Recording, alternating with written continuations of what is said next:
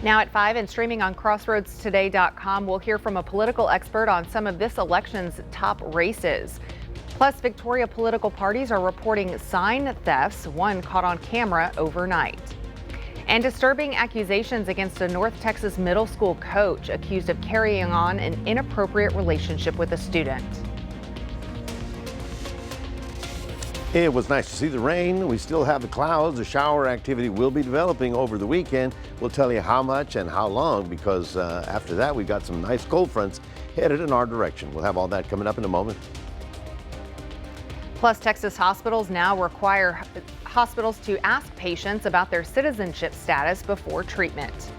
You're watching 25 News Now at 5. Good afternoon and thanks for being with us. I'm Shawna Currie. Multiple political sign thefts are being reported in Victoria. One near Guy Grant Road and North Navarro Street just before 10 o'clock last night was caught on camera. You can see 3 people running with the sign. The homeowner says the 4-foot by 8-foot sign costs about $300. Police were able to catch up with one of the suspects, but the other 2 got away. It happened again around 10 o'clock last night. Stealing or damaging political signs is a crime that can be prosecuted. Charges may also include criminal trespass for entering a private property.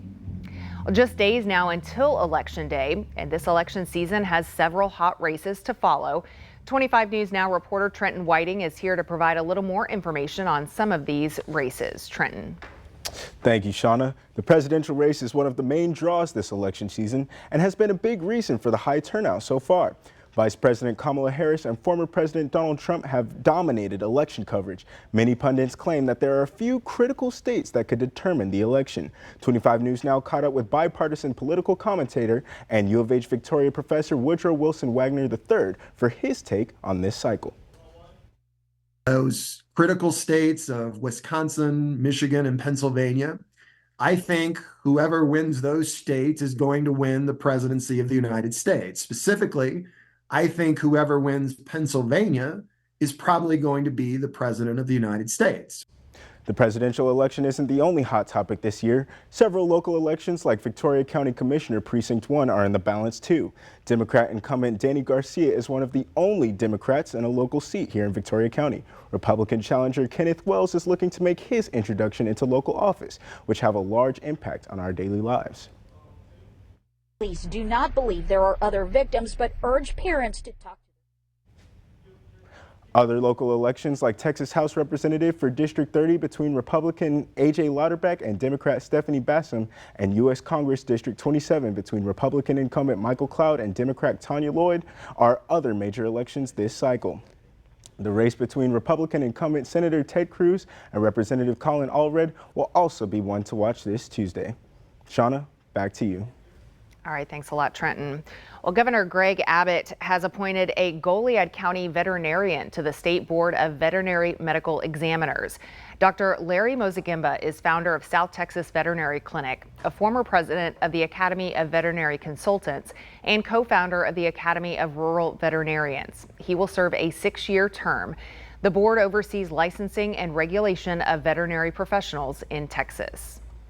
Join us tonight at 25 News Now at 10 as we dive into protecting Lavaca Bay. In a 2-part 25 News Now Extra, Chief Meteorologist Maclovio Perez explores the ambitious plans to transform Matagorda Bay into a major shipping hub on the Texas coast, driven by the growing influence of Max Midstream. With a $500 million investment in the Calhoun port, the newly named Seahawk Terminal could open doors to international trade, creating new opportunities, but also raising some concerns. Watch the full story tonight at 10.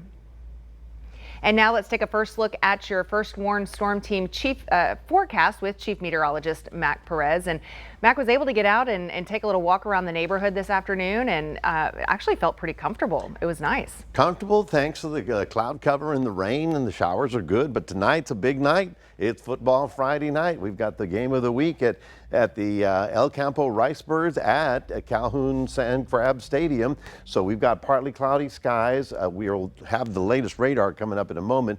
Winds are out of the southeast, but game time should get down to the upper 70s. I wouldn't call it cool. I'll just call it really nice for football. We'll have more on your weekend forecast coming up in a moment. All right, thanks, Mac. Well, disturbing accusations against a North Texas middle school coach charged with grooming a child. It's a relatively new charge in Texas. Police say video indicates the teacher had an inappropriate relationship with a 14-year-old female student, even spending the night together inside the school building.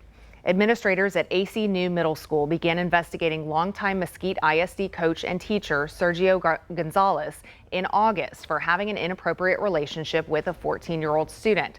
The student's parents reportedly knew that they were in touch, allowed him to pick her up and stay the night at his house. Detectives recovered social media messages, Gonzalez instructing the teen to delete. He gave her gifts, including a necklace belonging to his late mother.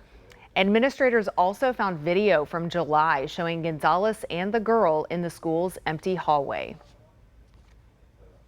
Usually it starts with gaining the trust of the adults that are responsible for that child. So it's usually a person that is very charismatic, is very trustworthy, to the point where we feel comfortable allowing that person to have easy access to children. And then it's really gaining the trust of that child. Police do not believe there are. Police do not believe there are other victims, but they urge parents to talk to their kids and monitor cell phone activity. Gonzalez is in jail on $60,000 bond. Unable to keep up with the growing number of leaking and erupting wells in the state's oil fields, the Texas Railroad Commission, which regulates the state's oil and gas industry, has asked lawmakers for an additional $100 million in emergency funding. To read the full Texas Tribune article, visit our website, crossroadstoday.com. A controversial new Texas order now requires hospitals across the state to ask patients about their citizenship status. Immigration advocates are sounding the alarm as hospital systems work to understand the order. The executive order from the governor makes it very clear hospitals are to tell patients that their response will not affect their care, especially during emergencies. Governor Abbott says he wants to collect data on the costs of caring for undocumented patients. He claims Texas absorbs a large percentage of the costs associated with medical care for those who are not lawfully in the United States. The order does not say if patients legally have to answer the question, and local hospitals are stressing to people if they prefer not to answer or don't know their status, they will not be denied medical help. Hospitals are going to do the right thing. And even if someone presents at the emergency room and it's a true emergency, we're going to treat them regardless of their legal immigration status, ability to pay. We're not going to change how we treat the patients. We're going to do the right thing. Critics like the American Civil Liberties of Texas says the order has created fear among some communities. The state health department has responded, saying that people should not be discouraged from seeking care because the purpose of this law is only to gather data. Hospitals have to start gathering this information today and will have to report back that data to the state by March of next year. This brings us to our viewer poll today. Do you support Texas hospitals collecting data on the immigration or citizenship status of patients? And right now, our average is kind of neutral between strongly supporting it, strongly opposing it, but leaning just slightly on the support side. So if you haven't voted yet, we still want to hear from you. Come to crossroadstoday.com/vote to participate. We'll have the latest results on 25 News Now at 6. And remember to subscribe to our YouTube channel, Crossroads Today. Hit the like button and click the notification bell so you'll receive alerts when new videos are uploaded to YouTube. Stay with us. Straight ahead on 25 News Now at 5. The U.S. is beefing up military presence in the Middle East as the region braces for Iranian retaliation. Also ahead, voters in multiple states will decide on abortion access this election. From the operating room to the classroom, a former area surgeon is making an impact in a whole new way. Find out how this award-winning teacher at Ganado High School traded scrubs for science. If I can spread my knowledge and skills as much as I can to all those young people in medical, any type of science, math, I'd be happy. And why the community can't stop singing his praises. Join anchor Shawna Currie for From Scalpel to Science, a 25 News Now Extra, Thursday night at 10.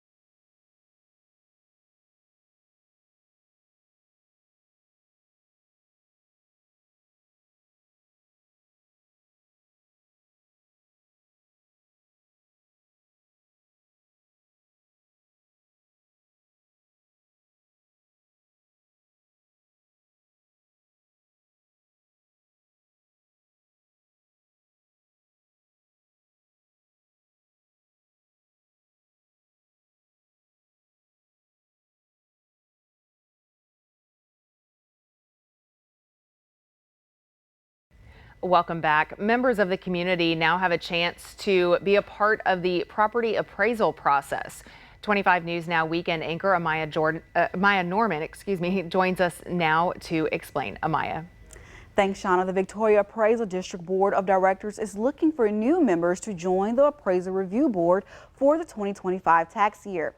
The application deadline has been extended twice to encourage more applicants to step forward.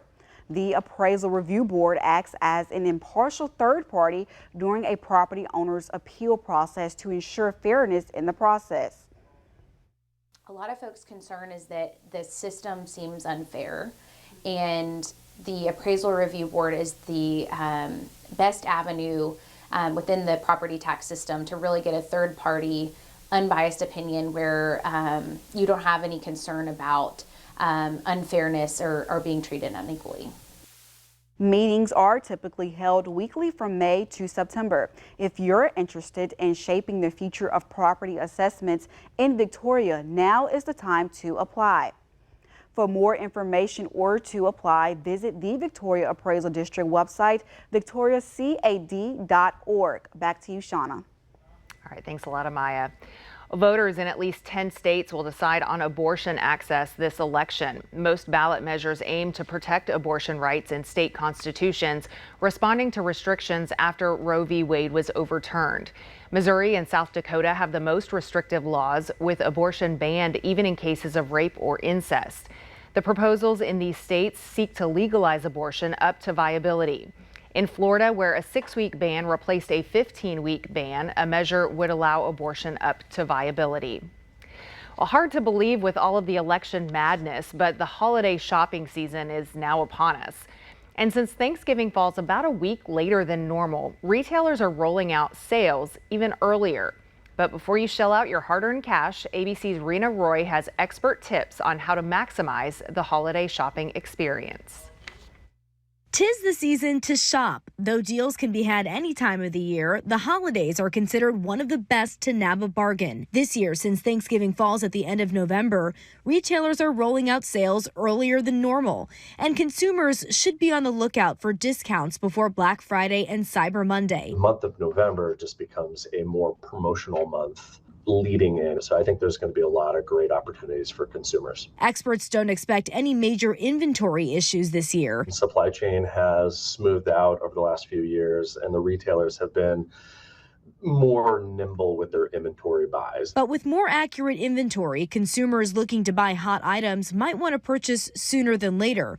Once they're gone, they might not be back on shelves before the holidays. If you're on a tight budget, there are steps you can take to save. The first, sign up for loyalty programs. You'll be the first to know about potential sales.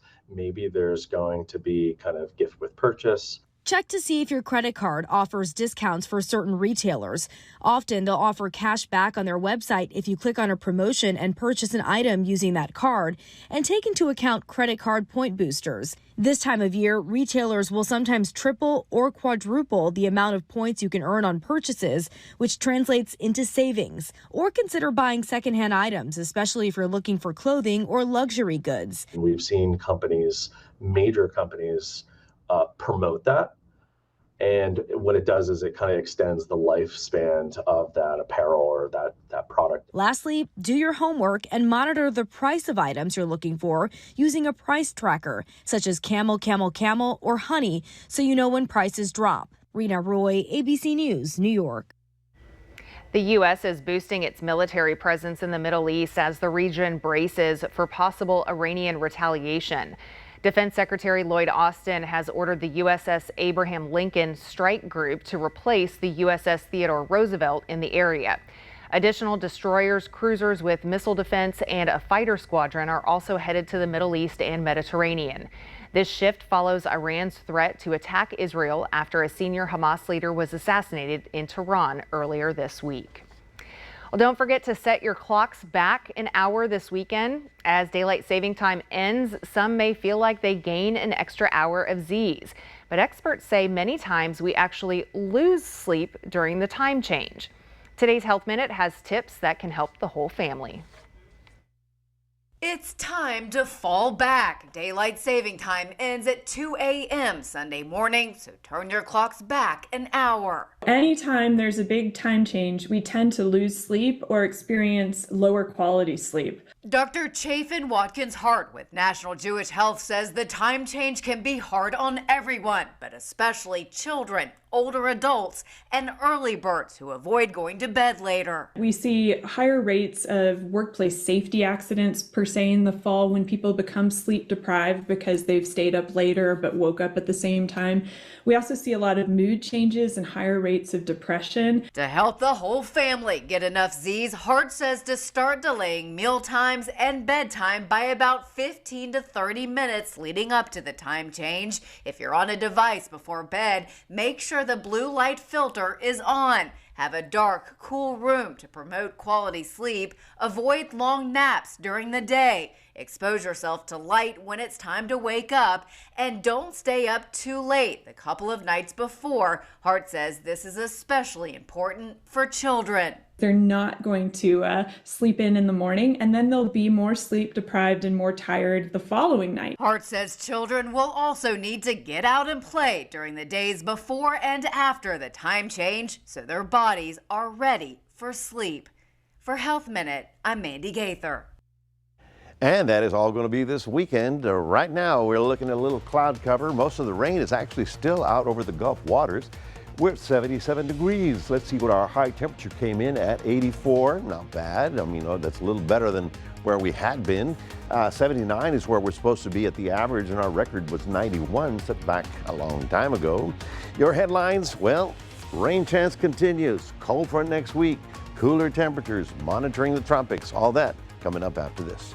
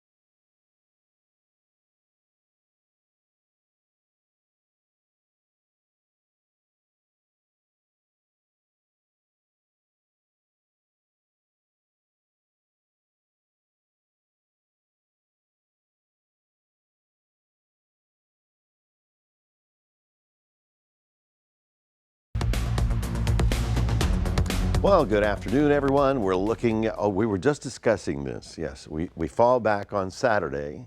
Right now, the sun's going down at 6:30, but Sunday it's going to go down at 5:30, so it's going to get dark very early in the afternoon. Well, we did have a few little showers around the area. I don't believe any of them actually hit Victoria. At this moment, you can see how there's some dwindling activity right by the city, right about there, but nothing significant and certainly nothing to worry about. This is Future Tracker, and what we're going to look at tonight and tomorrow is the fact that all that Gulf moisture is going to roll back in. So our chances for shower activity continue through most of your Saturday. Nothing severe, no big widespread flooding or anything like that, but you're going to call it garden variety showers popping up during the day, and that will continue all into Sunday. Now, Monday, we've got a front, and then later we've got another front. So we're pretty excited because our weather is going to stay on the active side. For the short term, it's all going to be coming up from the Gulf until the frontal systems actually make it down to our area. And of course, that's through Sunday and Monday. Monday, the next front comes in here, and then we're going to track the other big one that's out to sea. Forecast for the amount of rain in the short term, here's what we're looking at. Generally speaking, I'm going to call it another ½ inch of rain on Saturday, decreasing rain chance on Sunday, but like I said, no major floods. Now, here are the forecast high temperatures tomorrow across the area. We're still going to be on the warm side, but look at this. In the 60s as high temperatures in Amarillo, and maybe even Lubbock will get some of that cool stuff. This is the one that's kind of a head scratcher. We've been watching this thing for about a week, over a week. It has the potential for development, but as of today, and yesterday it started getting a little bit more organized, as of today the Hurricane Center put a 70% chance of getting a tropical system out of that. Now, here's where it gets really strange, okay? The path of it is going to be to the north through Cuba as a tropical storm. And then it goes into the Gulf of Mexico. And then the reason it's going that way is because of the high pressure that's over Florida.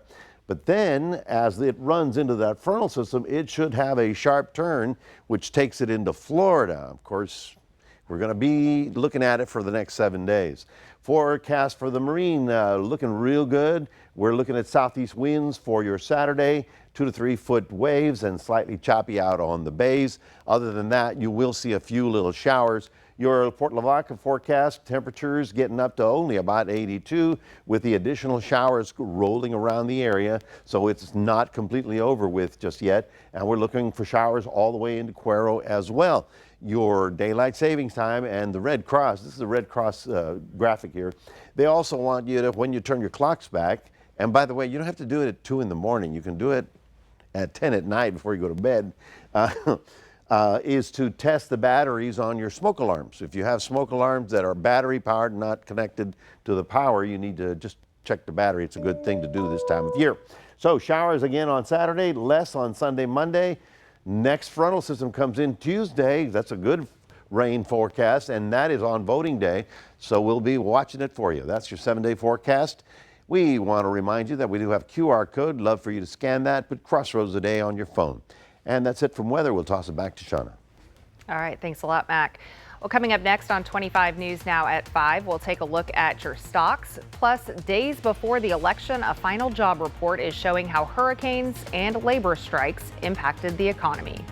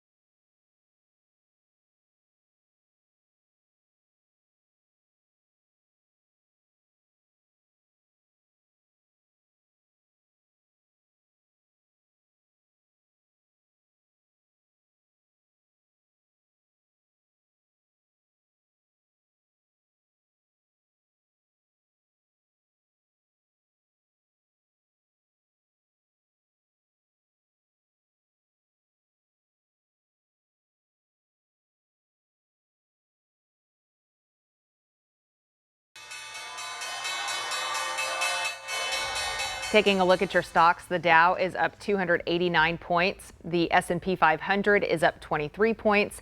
The Nasdaq is up 145 points, and oil is up 6 cents to $69.37 per barrel. The final jobs report before Election Day shows slower than expected growth in October, with just 12,000 jobs being added. Economists had predicted last month's hurricanes and labor strikes would impact the data, and it did. October's numbers fell far below the expected gain of 112,000 jobs. The unemployment rate held steady, however, at 4.1%. Today's jobs report is the last piece of economic data to be released before Election Day. Well, soda is making a comeback after decades of decline. Coca-Cola and Dr. Pepper reported last week they sold more soda cases last quarter, with total soft drink volumes up this year. After years of decline due to health concerns, consumers are now embracing soda as an affordable treat over energy drinks, teas, or snacks. The comeback is fueled by popular sugarless options like Coke Zero, but Pepsi's soda sales have struggled as analysts point to its focus on snack brands over soda in the U.S. Well, stay with us. When we come back, we'll take one last look at your Friday football and weekend forecast. Plus, the Collins Dictionary has unveiled the word of the year. It's inspired by a cultural phenomenon.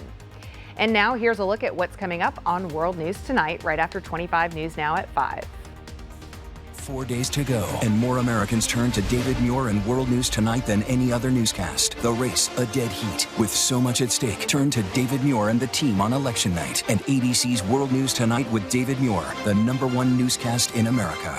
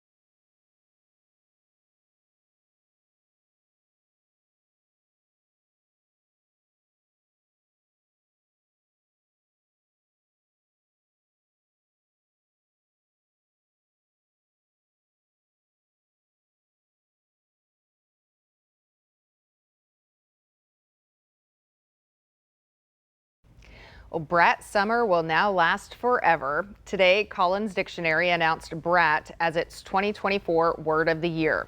The UK-based dictionary publisher has defined it as someone characterized by a confident, independent, and hedonistic attitude.